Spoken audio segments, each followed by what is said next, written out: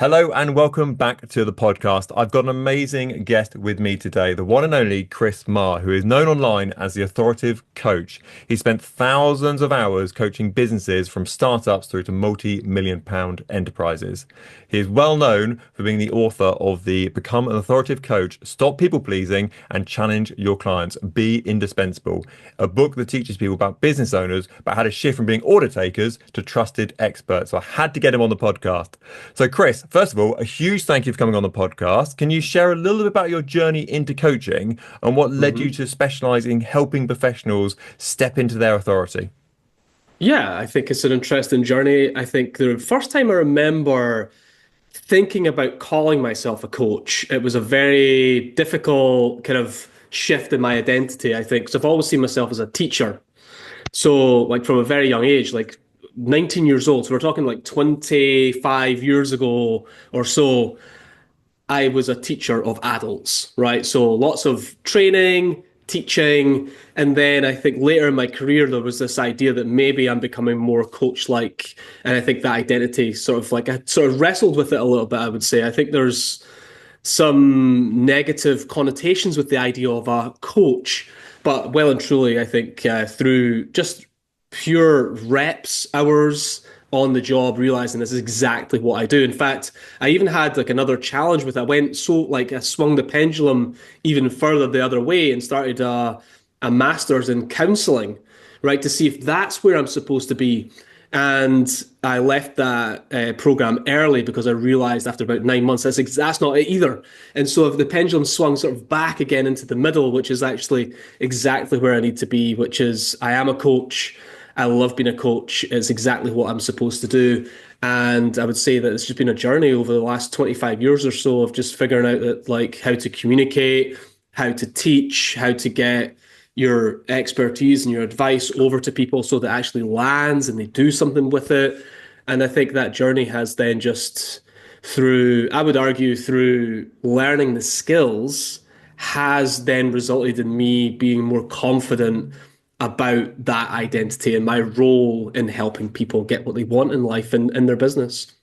Lots of that resonated with myself. I remember I did what's your perfect career sort of assessment thing a while ago, and it was like Mm. school teacher. And I was like, well, I don't really like kids. So I like teaching people, just not children, effectively. Right. So talk me through what does it mean to be an authoritative coach? Because it seems like a very sort of particular niche that you look after there. How did you develop and kind of come to that concept?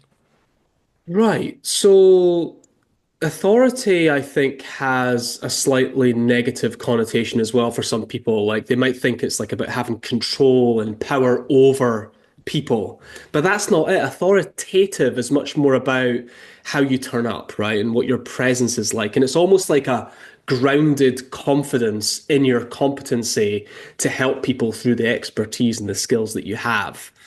Right. So what I've found is I have my own journey here as well, but I've seen other people through this journey as well, where what they're doing is they're accidentally diminishing their own authority in many, many ways, through their need to be liked or people pleasing behaviors or whatever it might be.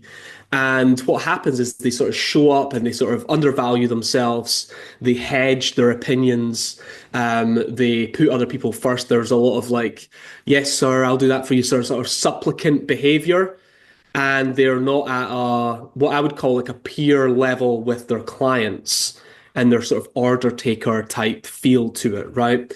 And so there's so many ways this manifests itself, but ultimately it's been able to see that actually people need to like what we're shining a light on is how your people pleasing behaviors and traits and your need to be liked isn't only negatively affecting your ability to really get your expertise across to other people, but because you can't do that well, it's actually holding your clients back from getting what they want as well. Right. And it's just understanding that actually your job is to step into your authority and be confident in your competencies for your clients, for other people, because people's other people's confidence and it rubs off of your confidence.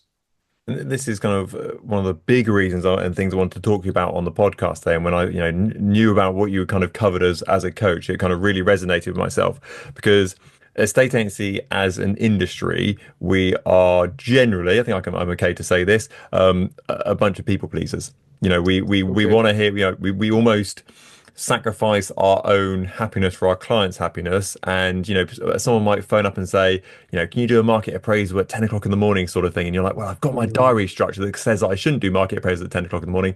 But you seem like a nice guy. We'll go for 10 o'clock in the morning sort of thing. So you kind of sacrifice your systems and processes and kind of your own goodwill to kind of keep everyone else happy.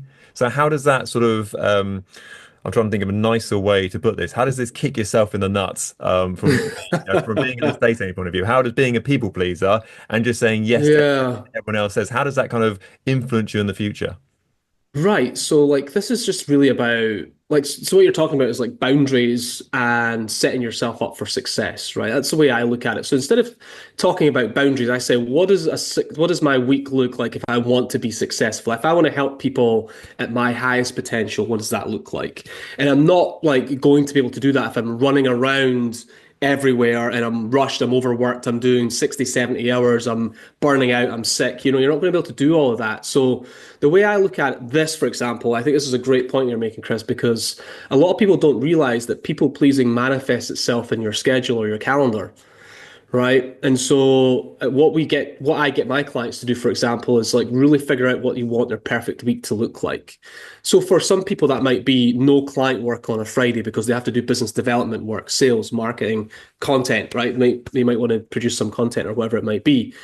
Other things they might be like, well, I don't take client meetings in the mornings. I only do them in the afternoons. Or there's these agreements that you make with yourself because then it's not because you want to be contentious or it's not an ego thing. It's literally you setting yourself up to be a successful owner of your business, right? Realizing what that actually looks like and where in your day is or your week is the right time to do the right type of work.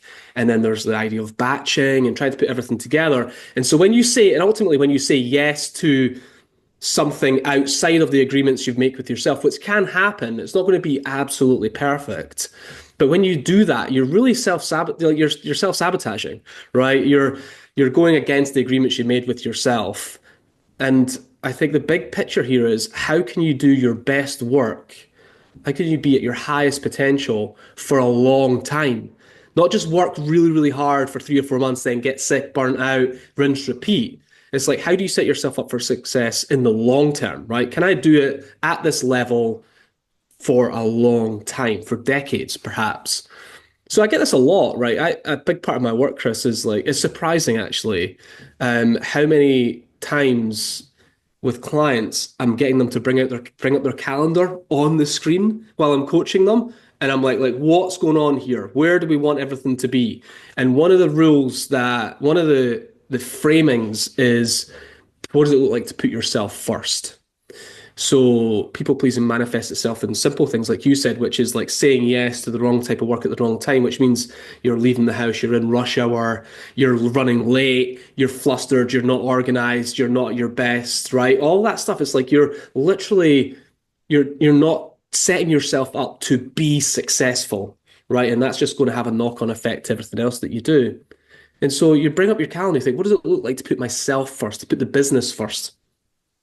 And I would say like the sad story that I see oftentimes is we've got overworked, tired, unhealthy individuals, owners, and they don't realize that they're actually doing this to themselves. It's your fault that you're like this. And it's harsh to say it, but it's true because you don't open up your calendar on a Sunday night and go, right, when am I going to the gym?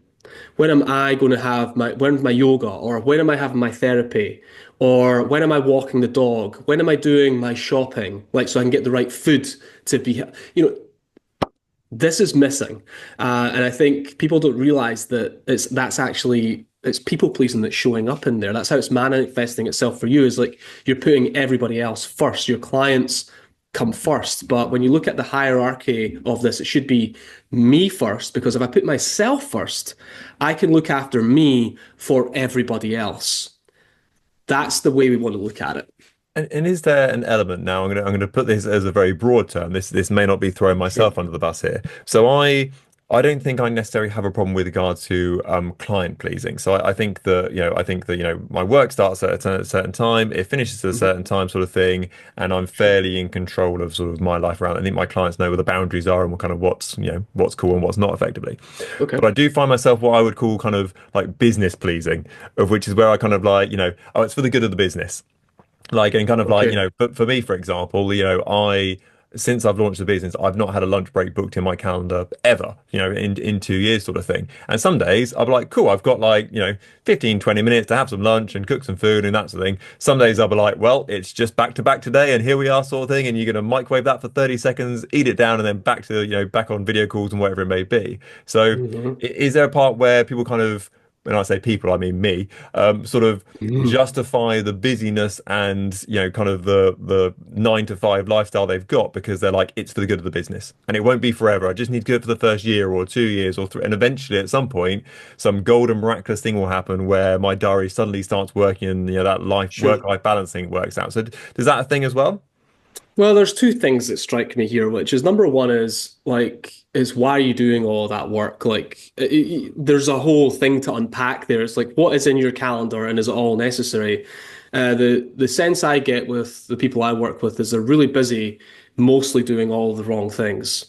And the reason for that is because they just don't really have a clear strategy for what they want to achieve in this quarter. So they're trying to just do everything as it comes.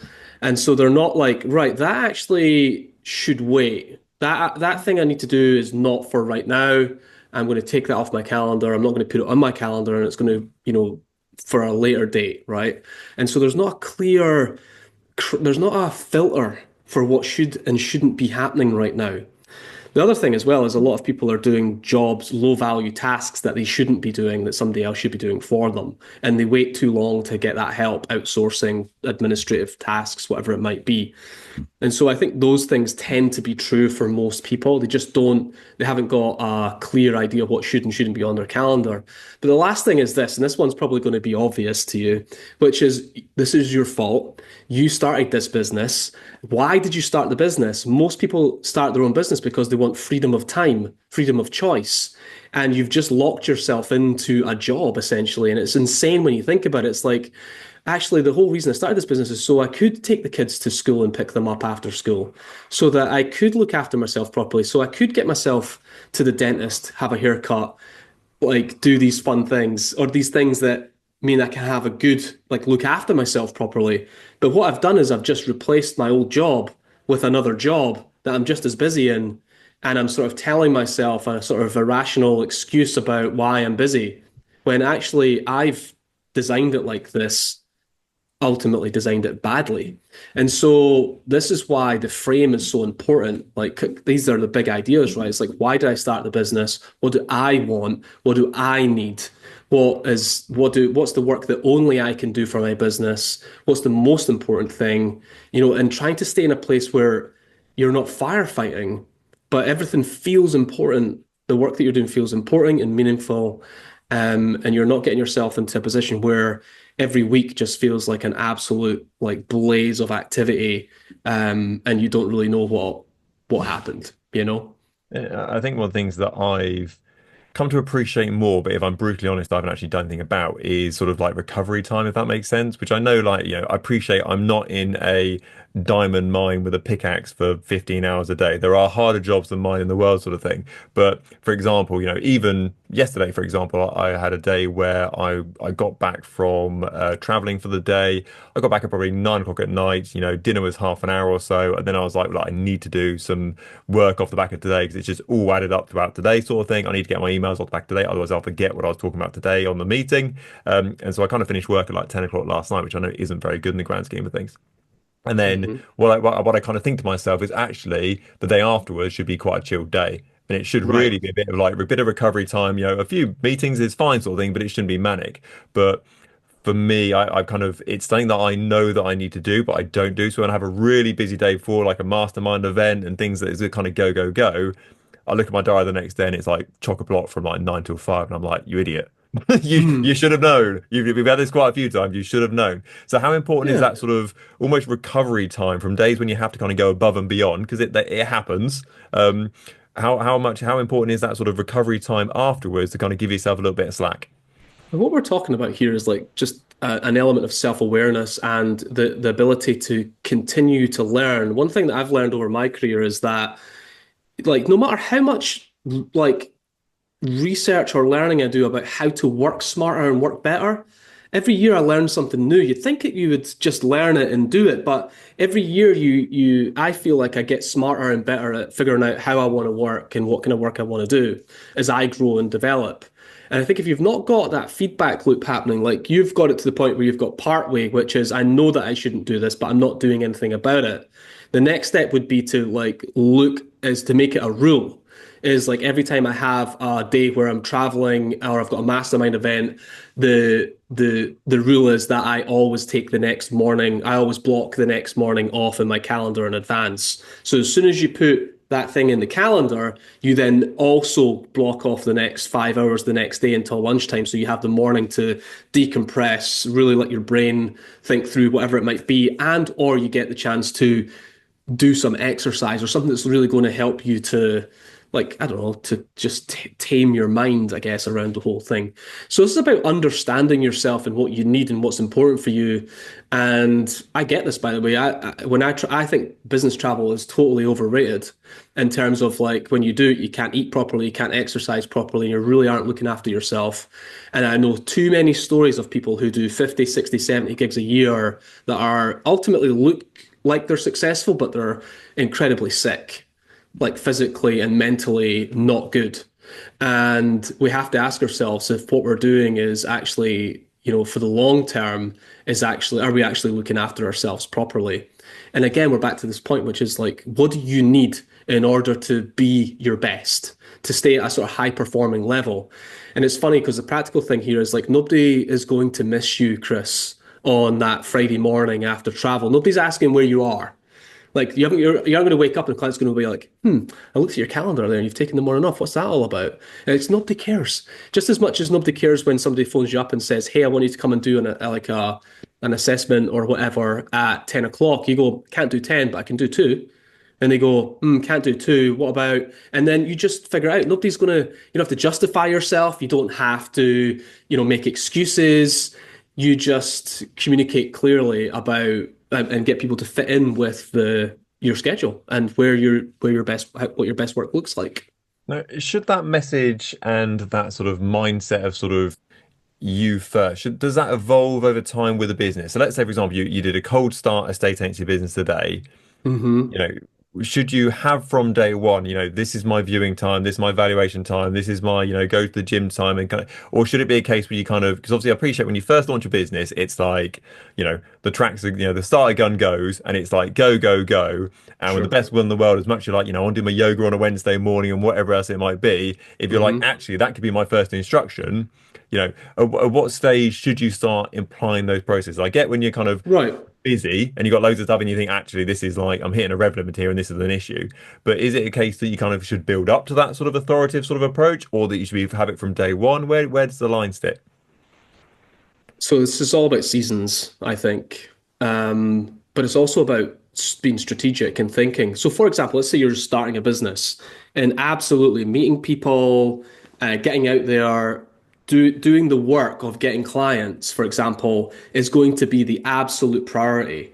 It's about knowing what the priority is. So, if the priority is that, then ultimately you're going to want to be available throughout the day where people are, or in the evenings, or whatever it is. It doesn't mean that you can't like structure your week around certain things. Like it's about knowing what the priority is, right? So if the priority is like, for example, right, the priority for me this quarter is to do more of these podcasts with you, for example, right? So the priority is finding the podcast, pitching the podcast, getting on the podcast, booking them in the calendar. But that wasn't the priority last quarter. And I'm not sure that's going to be the priority next quarter, but it is now. I don't normally take calls in the morning. I like that time for business development, but here I am at 11:30 in the morning. So am I going against my agreements or am I actually keeping my promises for the strategy that we want to unfold in the business right now? And I would argue it's about the strategy and the priority has was the criteria for me taking a call in the morning when I normally wouldn't. And so it's that filter of having a clear idea what your priority is, and then that manifesting itself in your calendar. But I would also say this because I know it's true for most people, which they'll say the prior, like for example, just starting my business, I'm really busy. I can't look after myself, and I just don't know that that's strictly true. When you really start to just peel away even just one or two layers into that, you realize that it's just a narrative that you're telling yourself that you feel like you just need to be busy and you've made your life busy. But actually, the truth is if you really wanted to, you could probably look after yourself a lot more in the busyness. Talk me through this idea of seasons. So, because Right. I think this is a concept that I'm getting more used to. So, my business coach talks about seasons. I was into a podcast yesterday where they were talking about seasons as well, sort Oh of thing. wow. So talk me through sort of the concept of seasons because as a man from Dundee, there's only two seasons, isn't there? Like cold and rain. Right. Yeah, yeah. Seasons. Right. So, I mean, I think this might be different for everybody, but like we all know what the four seasons are, right? We've got winter, autumn, spring, summer. Okay. And the whole idea is to think about when you're like sowing the seed and when you're harvesting, right? That's the whole concept. I mean, this goes back to like Jim Rohn was really the first person I heard talking about seasons. So when's the season for harvest? And when's the season for planting your seeds, right? And it's like just knowing that I think we say seasons, but the way I think about it is strategy. If we were going to talk business language, it's like you want a clear idea of what your focus is for the season, right? So for this season, it's January, February, March, right? We've got this autumn period before spring. What's the actual like theme? What are we focused on? What's the season about? What's the story for this season? Right? Knowing, and I think the great thing about seasons is almost like chapters in books.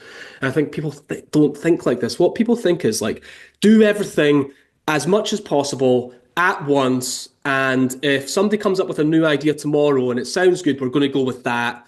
And then next week, somebody else is going to have a great idea and we're going to go with that. Oh, that sounds cool. Let's try that. Funnels, content marketing, blah, blah, like all over the place, being pulled from pillar to post. They've got absolutely no idea what season they are in right now. Like, in other words, what they should be doing. And the more clear you can get on that, the better, right? So what season are you in? What's the theme? What's the story? What's the narrative for that season? And if you know that, you can kind of ignore everything else that's going on and just get your head down and do the important stuff that's in like it's part of that season for you. So I've already explained about like podcast guest slots for me, for example, but also I've got our season is we've got a very specific strategy. And the reason I know that the strategy is working is because I have said no every day for the last 30 days to anything new that anybody has asked me for that doesn't fit inside the strategy and the plan for this quarter. Like, so that's how you know. How do I know that I've got a clear path, a clear sense of what the season is? Is because when someone comes to you and tells you to like this new idea or this new opportunity, you can very quickly say no to it. That's when you know you've got clarity. And if you're saying yes to everything, I would argue you're not clear on what it is that you're supposed to be doing, what's important right now. Yeah, And I think in any season, whether it's the first day of your business or not, you should have a clear idea of what the absolute priority is and the objective is right now. And the great thing is, Chris, is like 1st of April, new season, new strategy, new plan. And the great thing is, so if some of the stuff doesn't work the way we wanted it to, we've got the chance to refresh all of that and like keep what works, get rid of what didn't, and then think about what the main objective is and the main theme is going to be for the next season. so So yeah, But they're kind of thinking through this sort of from an estate agent point of view. So if you're brand new and you're launching your own sort of self-employed business as of, today sort of thing, your season for the next kind of 2 months, 6 months, whatever it might be, right, okay, my goal here and kind of the direction we're going on is just let's get some properties on the market. Let's get up to, sure, 10 available properties for sale, 10 properties under offer sort of thing. That's sort of chapter one of my business, kind of get that level. right, And then you kind of take a breath and go, great, we've got to that level sort of thing. Right. So chapter two might be actually, I'm doing everything here and I'm really busy. So then chapter two might be kind of like, okay, this is like operation outsource now and kind of get some other people on board to kind of help me Hmm. out. And you have a For VA sure. and whatever else it might be to make that more easier for you. And then you might go, okay, now my chapter three is actually getting another salesperson on board. Is that the sort of flow you'd look at?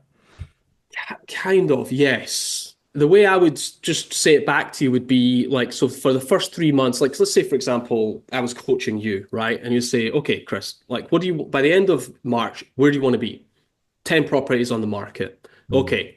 What are the one, two, three activities that are going to be the leading indicators of success here, right? Well, I need to go to these networking events. I need to work with these people. I would, and or for example, like when I started my coaching business, for example, the 3 month strategy was X number of clients, X number of revenue, and I'm only going to get it from my current network. So, which meant that was it. It was all about contacting people that I know and getting introductions from people that I know. I didn't do anything else. No website, no content, no nothing else. Only that. And it was like anything else that you're like, if you're doing something else that isn't that thing, that's a distraction. And so the focus is like it's like dialing in the focus. So yes to what you said, but also yes to also not trying to do something else when you've already picked the activities that are going to lead you to the success you're looking for at the end of that period. So if you want 10 properties, what's the clear path to getting 10 properties? Make that agreement and then you don't do anything else. You only stay on that path because you know that in 12 weeks' time, you're going to be able to go, I succeeded. I gave it my best shot. Even if you didn't succeed, you can say, I did everything within my control to get the result I was looking for. And then you can go, now what? Okay, and then you can go into the next focused area. So that's my take on it. I I love it. think the challenge. So the thing is that there's 1,001 ways to grow your estate to grow your business, right? There's like just so many ways to do it, but what you really need is just one right now, Mm. and then another one, and then another one. What people forget, they try to do everything at once, but actually what you want to do is things in sequential order. Do this one, do it well. Great. What did we learn? What went well? What didn't go well? Let's do the next one, and then the next one, and then the next one, and then the next one. And the next thing you know, you've achieved so much in like a relatively short space of time. But when you try to do everything at once, it just sucks up all your energy. You never really do anything well, and you don't succeed. So focus and clarity become really critical, especially in a small business, because there is only one person or maybe two people in it. You can only do one thing well. What's that one thing going to be? Love that. Love that. So as we alluded to earlier, um, estate agents are very much sort of yes people and estate agents Sure. like to be liked and like for their clients to like them and have that feeling of walking out the front door and they're like, oh my goodness, that was the best estate agent in the world or I've just seen sort of thing. Of course we can go on the market with them sort of thing. How do we sort of move estate agents away from sort of being a yes person, sort of people pleaser to more of a authoritative figure, but without, still keeping that kind of great customer experience? Yeah. What would you say? Like, how does it typically manifest itself, do you find? It generally, with regard to agents, bending on what they will do and what they won't do. So, thinking out loud here, the sort of the perfect thing is that they go, "This is my product. This is how I sell properties, and I do this, and I do this, and I do this, and this, and the end result is you get lots of money and move to your next house, high fives all around, sort of Mm. thing." What tends to happen is a homeowner will come forward and say, "Yeah, I know you're saying that we should go on the market for £400,000, but could we try 425?" Or Ah, I know your fee is 1.5%, but could we try 1.25 because everyone else has said they'll do it for 1.25? And agents are like, we can try it at 425, I suppose, for a couple of weeks, and we can give it a go at 125. So sort of, there's okay, a quite an easy sort of bendability in kind of what that sort of product is, depending on who is talking to them on that day. cool. So the way I think about it is like if I'm working with an estate agent in the professional context, like, so the way I think about it is like you're an expert at selling properties or selling very specific properties to very specific people, right? You've maybe got a niche, whatever it might be. But ultimately, you're an expert, certainly more than me because you've done it way more times than I have. I'm doing it maybe for the first or second time. I really don't know other than beyond any research or education that I've done. So the first thing is how do you position yourself as an expert with the client in the client relationship, right? And so that's all about fit. So, for example, one of the things that I do, Chris, and one of the things I teach people to do when you're working with a client for the first time, I'll give you an example, a really practical example is have you ever hired an estate agent before? What went well? What didn't go so well? What do you think this relationship, if we're going to be successful, we're going to sell your property, what do you think this relationship needs to look like? What do you need from me? Here's what I need from you, right? There's some discussion that takes place that sets the relationship up for success. And so we call this the Vanguard principle because you're essentially getting ahead of problems before they become problems. So you can say something like, look, at some point we're going to be discussing about the price that we're going to sell your property for. Typically what happens is I will say a price and then my clients will come back and they'll tell me to put it up for higher. Okay, put it on a higher price, okay? Now, when that happens, the reason that, like, so you can explain a little bit about where this all comes from and make, in other words, get ahead of it before it becomes a problem, right? If you're ahead of the problem, you're in control, right? If you're bringing up the difficult conversation now, you're in control of it. But if you wait for it to happen, it's to their advantage, not yours. So the whole idea is to say to yourself, right, okay, as an estate agent, what have I learned? What are the types of problems that come up in the relationship? Or the types of questions that they ask, or where they push back, or where there's resistance, either in the first couple of weeks or in the first few months, whenever it is. How can I have that conversation with them at the beginning instead of waiting for it to come up organically? And by doing so, you naturally position yourself as that authority. Hey, look, I've sold over 100 properties in this area. Okay. So, what we're going to do is I'm going to tell you what I've learned, why it's important, and how it's going to work. Right. So, it's like a very authoritative way of communicating, but it has the client leaning into your expertise. Okay. They were like, after the first meeting with you, you're like, I think we've absolutely hired the right person here. They're going to really look after us. So it's like there's a sense of authority and confidence rather than we just need somebody to tick all the boxes, do all the paperwork, right? So we're moving from what does a transactional relationship look like with my estate agent to a transformational relationship, right? How do I get them into a transformational relationship rather than a transaction? How do I get them from order taker to kind of like strategic partner or trusted partner in this project that we're involved in?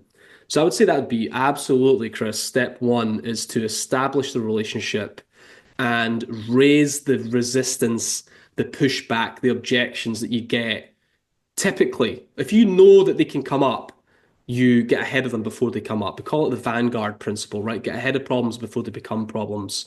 And that is about either asking really great questions. Have you hired an estate agent before? Look, this is something that typically comes up is I'm going to at some point I'm going to tell you what price to put it on the market for based on my experience and having sold hundreds of properties. I'm going to tell you exactly what you should put it on the market for. Your initial reaction is to probably tell me to put it on for higher. Okay. Now, what we don't want to have happen is and then you fill in the blank with your experience, right? And so the way that you phrase it, the way that you state it, the way that you set it up brings in that authority and that expertise, and the confidence rubs off on your clients. They're like, I feel really like confident that we're going to sell a property, whatever it is. So that's really important, I think, because that will make sense what I'm saying. It's like it's a really specific part of the conversation that I don't think happens enough. You might do what are your goals? How quickly do you want to get it sold? How much you want to, you might all these sort of like surface level questions, but what I'm talking about is a level of depth that happens very early on in the client relationship. Mm. I like that because I think that most agents avoid those conversations. And, Hmm. if people came to, if they said, how many buyers have you got for my property, agent would automatically go lots. Are you going to sell it quickly? Absolutely. Are there going to be problems? Absolutely not, sort of thing. It's going to be, they kind Mm. of paint this kind of crystal clear. This is going to be an amazing sort of, from here to there, it's going to be a great 100-meter sprint. We'll break the world record. We'll be high-fiving at the end, sort of thing. And that kind of sets up the disappointment. Sure. Whereas if you can kind of come forward and I suppose sort of eat the frog, I suppose, sort of Mhm. early on and say, actually, this is what's going to go through. You're probably thinking this, this is why we're not doing that. This is what my fee is, and this is why the fee is sort of thing. Rather than sort of customers coming to you and clients coming to you and kind of saying, these are the, you said to me at the beginning it was going to be amazing, and a thousand buyers for my property and it's going to sell in 10 minutes sort of thing. And now Sure. I'm kind of disappointed. You're kind of coming forward and saying, this in my experience is kind of the process we're going to go through. And do you think people you know, align and sort of attract more to that sort of friction, I suppose, in the process, rather than just being like, yes, we'll Sure. sell it in an instant sort of thing. Well, what you're doing is you're actually like you can see how you can improve the customer experience here, right? Like the customer experience is bad if you say X and it's Y. Like Mm. if you say it's going to be amazing and it's not, or it's going to get we're going to get what you want. Like if the client comes in and starts dictating the terms, it's like I want this property on this market for this price and I want it done by then, and you go, let's do it. We're going to absolutely crush this, right? And then it just doesn't happen. That's friction that we could have avoided, right? So the whole idea is to create a bit of tension in the relationship at the beginning so that the client experience is much better later, right? We're actually taking the friction out of the whole process and putting it at the beginning and making sure, like I just call it setting the conditions for success, Chris. That's all we're doing. We're like, for us to be successful, there's a number of things we need to talk about. And this is really key, is that if you, like I've already mentioned it, but it's the conversation is to your advantage if you bring it up. If you like, if you've sold hundreds of properties and you've worked with hundreds of clients and you're not vanguarding the resistance and the objection, you're essentially waiting for it to come up later. It then becomes to the advantage of the client instead of you, and it diminishes your authority later. Now, if you're an expert at what you do, your job is to set the conditions for success at the beginning, which means you have a more in-depth, perhaps have those difficult conversations at the beginning, because by the end of that, the client can say, actually, we don't, we're not going to be a fit, right? Or you, as the expert, should be able to say that based on the response. You say, actually, you know what? I don't think this is going to work out for us. I have a recommendation that you should go work with Chris instead. He's going to be a better fit for you. And that's it. You get to give your expert recommendations. So you're setting yourself up for success. You're setting the client up for success. And the big thing is ask yourself is like, what am I afraid to bring up at the beginning of a relationship, right? What are the difficult conversations I'm avoiding? What am I sweeping under the carpet with the hope that it never comes up again in the future, right? Those are the types of things you want to ask yourself. And you think, well, actually, wouldn't the smart thing be to actually bring it up at the beginning so we can get that out of the way and everybody's on the same page, we're all aligned, and we know what to do. And this is, again, we're back to people pleasing. The reason you don't do it typically is because you're worried about pissing people off. You're worried if you have this conversation with them, they're going to go somewhere else. And you're worried, like you're just generally worried about risking the relationship so early on. But my experience is that difficult conversations correlate with the strength of the relationship. So if you, in other words, what I'm saying is, if you can have, it'll be number one, truly different. Like they might, as a client, I might go to you, Chris, and then I might go to somebody else and somebody else to see which one's the best fit for me. But that conversation we had with Chris, so meaningful. I felt like he understood us. I feel like he's really being completely honest with us. We had hard conversations. I think we should go with him. It's a differentiator, right? It feels different. The conversation's different. And so I think you end up standing out as being different in the marketplace because you're willing to have potentially difficult or awkward conversations really early on that really just showcases you're not telling anybody you're an expert, but by asking the right questions and having the right conversations, it shows that you're an expert. And I think that can be very meaningful for people. But this is people pleasing showing up that you're basically being what's called ruinously empathetic, right? You care, you're too worried about all the difficult feelings or difficult emotions. You just sweep it under the carpet and you don't mention it. Hope that it never comes up. But we all know that small things swept under the carpet now come back to bite you in the ass later on. It's a bit like, to put a slightly light-hearted way of looking at it, it's a bit like lying on a first date, isn't it? It's a bit like going on a first date and then not mentioning all like your weird hobbies that you do at the weekend sort of thing. Right. And then, because they're going to find out eventually that you've got like 15,000 Pokemon cards or you've got more Lego than, the Swedish people, for example.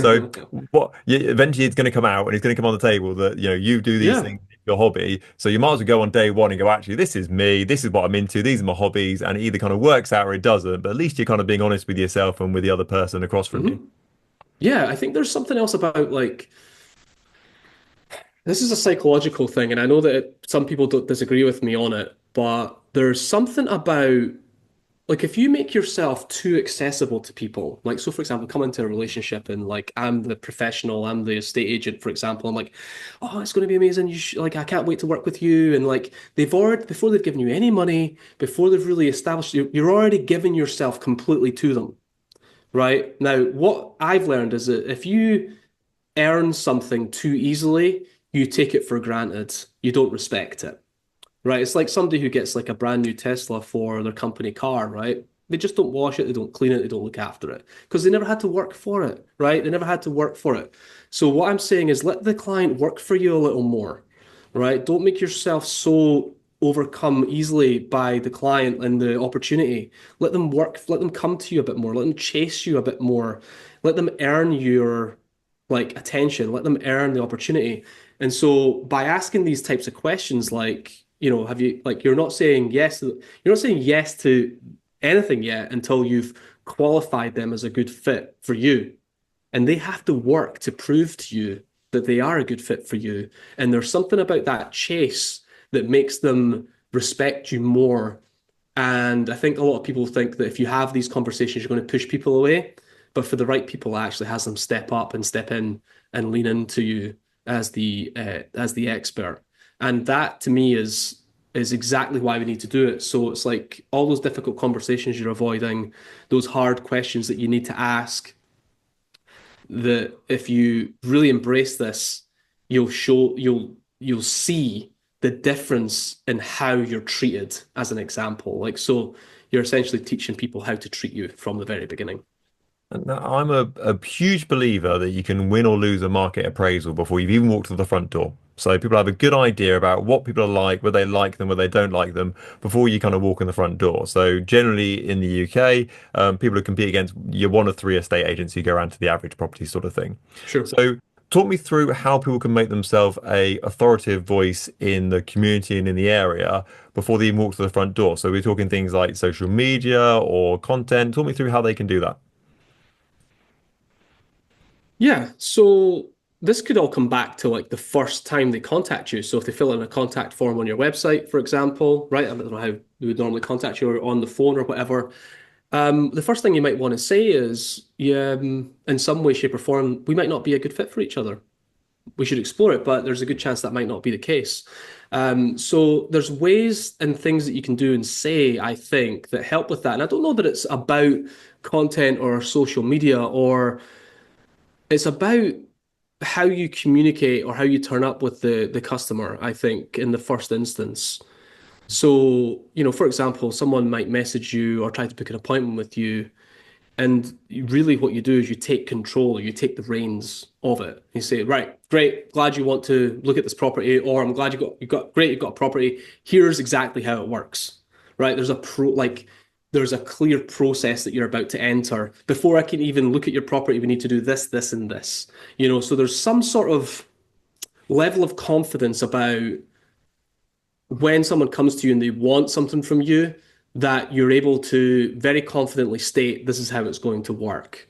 Hmm. Instead of kind of like trying to change who you are or change the process in order to get people to like you, for example, right? So I think there's something about that there's just a really clear way of doing it. So you can say things like, here's what's going to happen next. Here's the process you're going to walk through. And before I could do that, you need to do this. It's like there's a clear, like very well established process that actually gives the client confidence in the work that you do. I think that's really important. Um, and I call it, and I don't know if this would apply in every situation, but I call it the client audition framework is really how I approach it. It's like in almost all cases, what you're doing is getting the client to audition and almost verify that they're a good fit for this particular like estate agent or this particular project. So, you're not trying to say, pick me, pick me. You're actually saying, I'll decide if you're the right fit.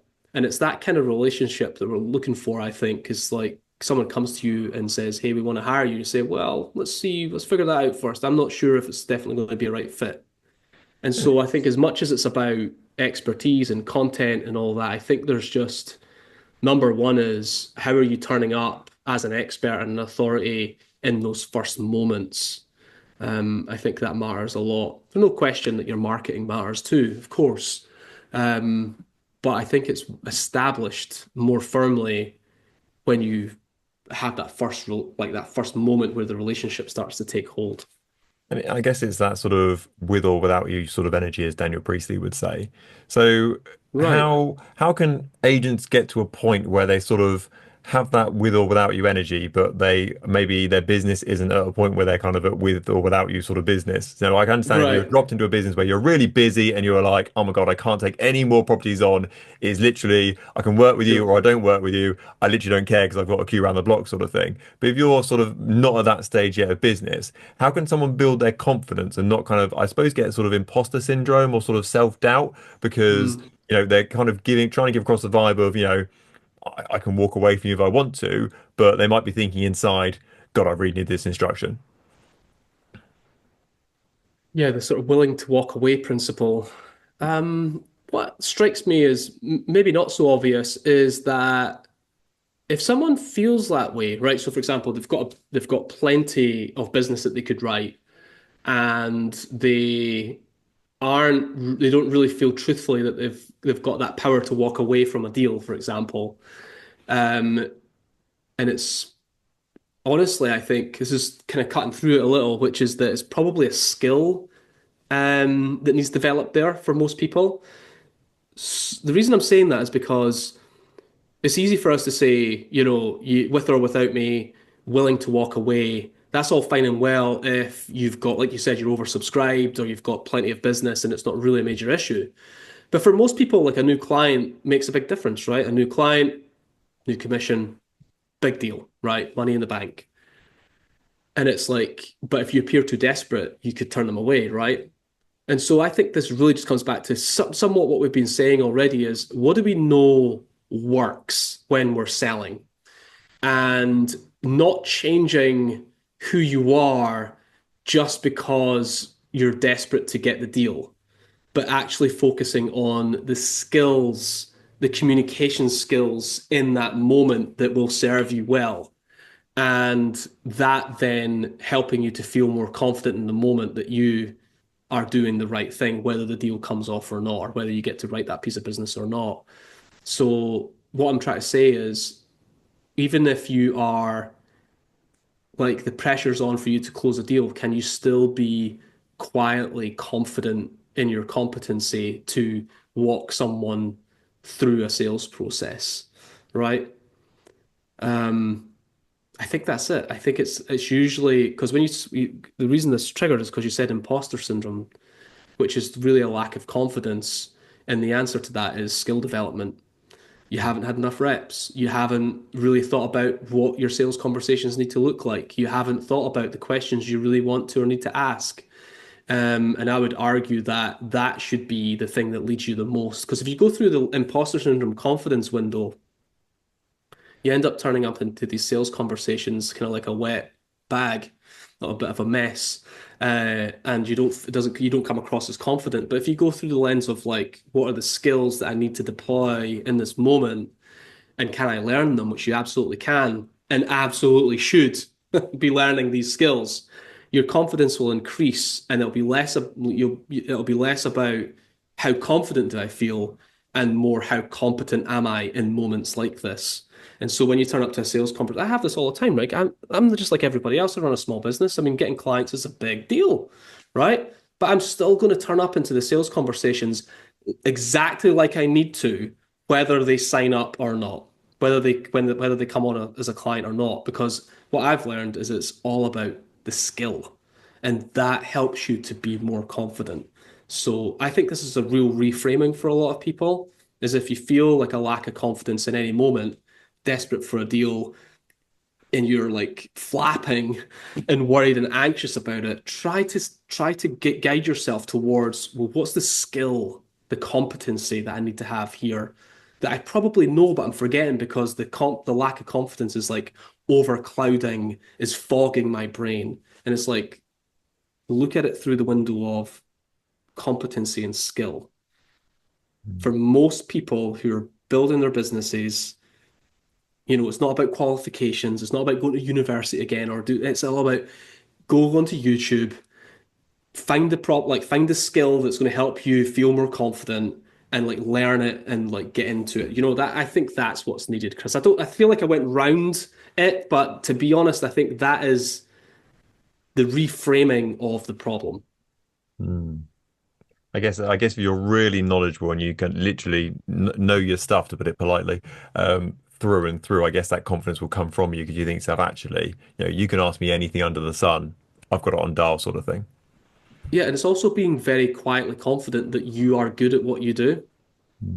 and you don't need to prove that to anybody. I love that. Chris, you've been a absolutely brilliant guest. I've just looked at the time and it's absolutely flown by. You've been It absolutely amazing. has. So thank you so much. It's been really, really good. If people want to get hold of you, grab a copy of your book, Yeah. where are you? Where can we find you? Yeah, there's like two or three things I think that would be that's helpful for everybody. The best place to get more of this type of content is on Instagram at the Authoritative Coach. So you'll see lots of little short clips and videos from me there. And if you want to find out where your biggest people-pleasing tendencies and behaviors are as an owner, so anybody that's working with clients in a professional setting, I have an assessment that will show you exactly where that is. And as a result, you'll also get access to like a 5-day training program as well, which will help you develop those skills that you need that we're talking about, right? The competencies. And so the best way to do that is either, I think we'll give you a link for the show notes, Chris, but also if you're following me on Instagram, all you need to do is message me SCORE, SCORE, and I will send you the assessment and you can take it. And Amazing. that's the best thing to do, really. Here it's all about people pleasing, improving your skills. How do I turn up confidently as an authority?